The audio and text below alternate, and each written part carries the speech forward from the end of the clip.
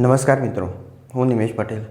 આપણી ધોરણ 6માં ગણિતમાં સેમ 2માં કેટલાક આઈએમપી પ્રશ્નોની ચર્ચા કરીએ છીએ. તો એમાં દાખલા 1માં આપણે ખાલી જગ્યાઓની ચર્ચા કરવાની છે, જેમાં 1 ગુણની ખાલી જગ્યાઓ અને 1 ગુણના પ્રશ્નો પૂછાઈ શકે. તો 1 થી 10 સુધી આપણે ભાગ 1માં ચર્ચા કરી. અમે 11 થી 20 એ ભાગ 2માં જોઈશું. તો ચાલો જોઈએ. 11 અતિ સંક્ષિપ્ત સ્વરૂપ લખો. 15/75. અતિ સંક્ષિપ્ત સ્વરૂપ એટલે નાનામાં નાનું સ્વરૂપ. અહીંયા આગળ એક અપૂર્ણાંક આપેલો છે 15/75. તેના ભાગ પાડીશું અને નાનામાં નાનું જે સ્વરૂપ મળશે એને કહેવાય અતિ સંક્ષિપ્ત સ્વરૂપ. તો ચલો, ઉપર 15 તો 5 તરી 15 અને નીચે 75 તો 5 ગુણ્યા 15. 5 તરી 15 અને નીચે 15 પંચા 75.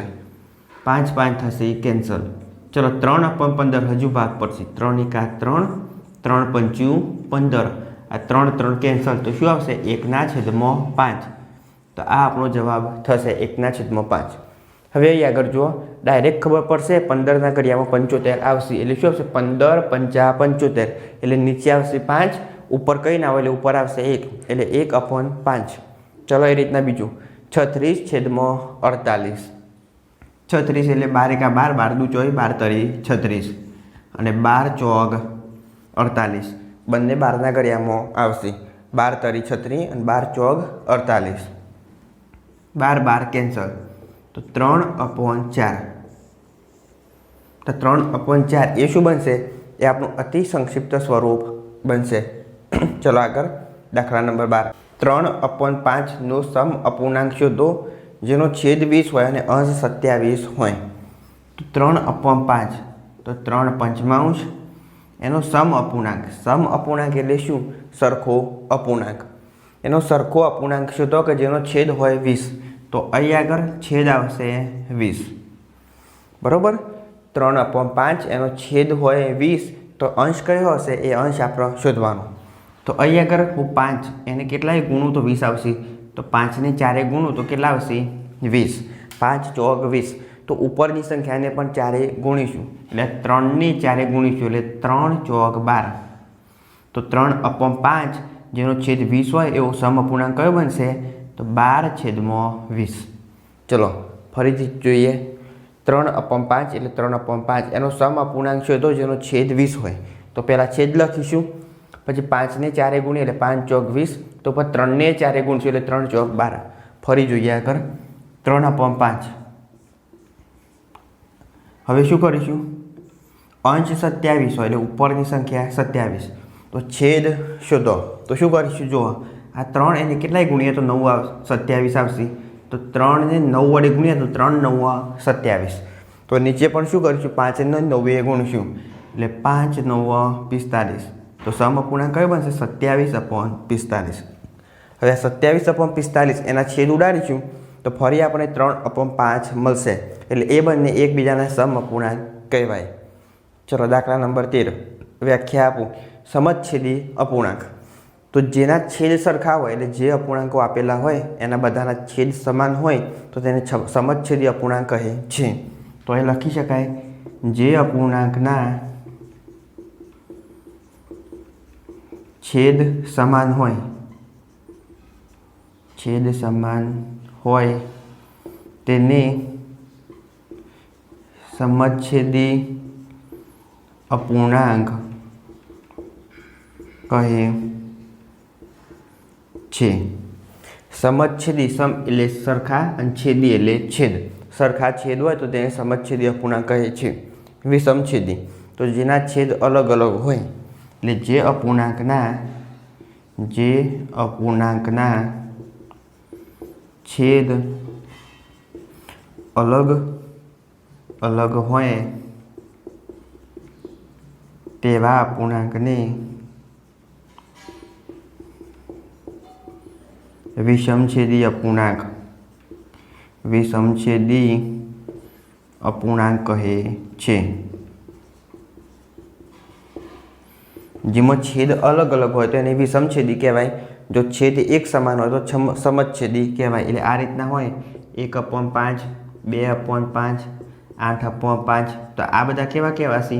તો આ કહેવાય સમછેદી. છેદ બધાના સમાન. જ્યારે છેદ અલગ હોય 1/5 2/3 4/9 તો આ બધા કેવા કહેવાય? વિષમછેદી અપૂર્ણાંક કહે છે. ચલો આગળ જોઈએ દાખલા નંબર 14. કયો અપૂર્ણાંક મોટો છે? અહીંયા આગળ કેટલા અપૂર્ણાંકો આપેલા છે? 7/10 કે 8/10. અહીંયા આગળ છેદ જુઓ, છેદ બંનેમાં સરખા, છેદ બંનેમાં કેટલા? 10 સરખા. તો જે અપૂર્ણાંકમાં છેદ સમાન હોય અને અંશ મોટો હોય તો એ અપૂર્ણાંક મોટો. આપેલ અપૂર્ણાંકમાં જો છેદ સમાન હોય તો જે અપૂર્ણાંકનો અંશ મોટો એ અપૂર્ણાંક મોટો. તો અહીંયા આગળ છેદ સમાન, અંશ કયો મોટો? 8. 7 કરતો 8 મોટા, તો અપૂર્ણાંક કયો મોટો આવશે? 8/10. તો અહીંયા આગળ 8/10 આ થશે અપૂર્ણાંક મોટો. ચલો બીજું, 17/102 કે 12/102. બંનેમાં છેદ સમાન 102. તો જેનો અંશ મોટો એ અપૂર્ણાંક મોટો. તો અંશ કોનો મોટો? 17નો. તો જવાબ શું આવશે? 17/102 આ અપૂર્ણાંક થશે મોટો, જ્યારે 12/102 એ અપૂર્ણાંક થશે નાનો. ચલો 15.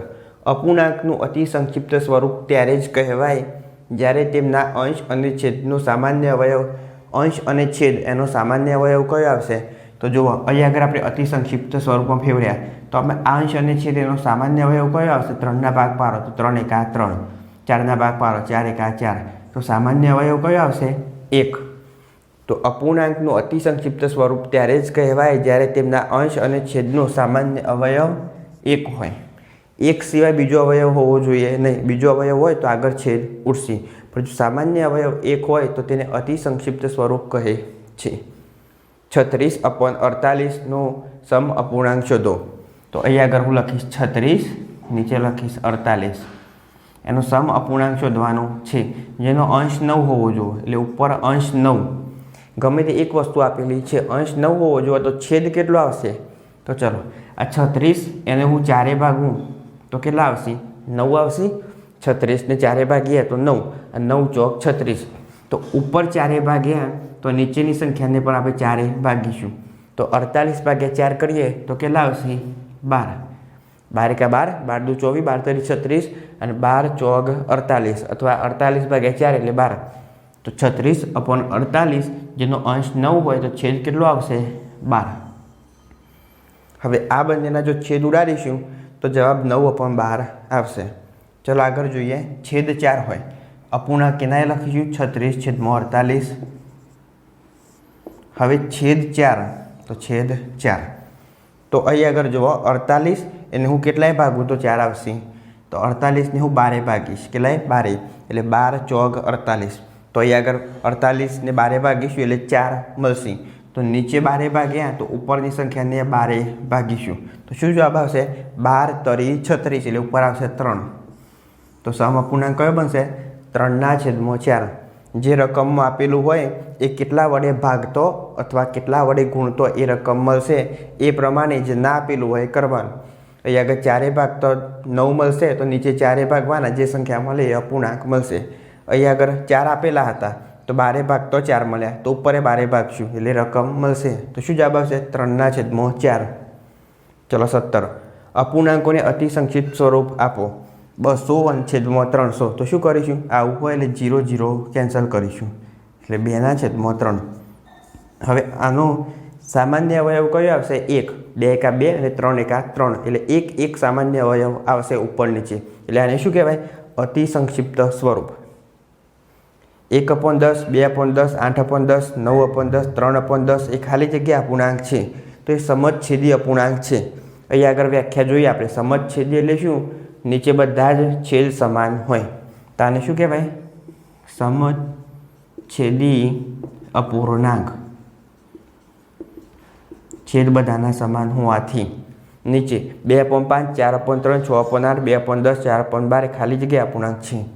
તો વિષમછેદી અપૂર્ણાંક. વિષમછેદી અપૂર્ણાંક કહે છે, છેદ બધાના અલગ અલગ હોવાથી. 20. કયો અપૂર્ણાંક અશક્ય છે? 0/2 કે 2/0. તો અહીં આગળ જુઓ, 2 માર્ક્સનો ટેસ્ટ હોય તો એમાંથી 0 આવશે. 2માંથી 0 આવી શકે, પણ 0માંથી 2 આવી શકે નહીં, એટલે આ અપૂર્ણાંક ખોટો. 0માંથી 2 આવી શકે નહીં, પણ 2માંથી 0 આવી શકે, એટલે આ અપૂર્ણાંક સાચો. તો અહીં આગળ શું કહેલું છે? કયો અપૂર્ણાંક અશક્ય છે? તો તો 2/0 આ અપૂર્ણાંક એ અશક્ય છે. હવે બીજી એક સમય સંખ્યા એટલે શું? તો જેને P/Q સ્વરૂપે દર્શાવી શકાય. પણ આ રીતના દર્શાવીએ આપણે P/Q એટલે એને શું કહેવાય? અપૂર્ણાંકો કહેવાય જ. પણ આ Qની જગ્યાએ 0 હોવા જોઈએ નહીં, એટલે નીચે 0 હોવા જોઈએ નહીં.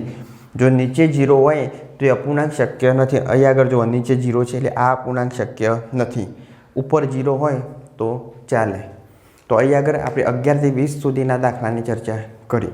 વિડીયો ગમ્યો હોય તો લાઈક કરો, શેર કરો, ચેનલને સબસ્ક્રાઈબ કરો. ત્યાં સુધી જય હિન્દ, જય ભારત.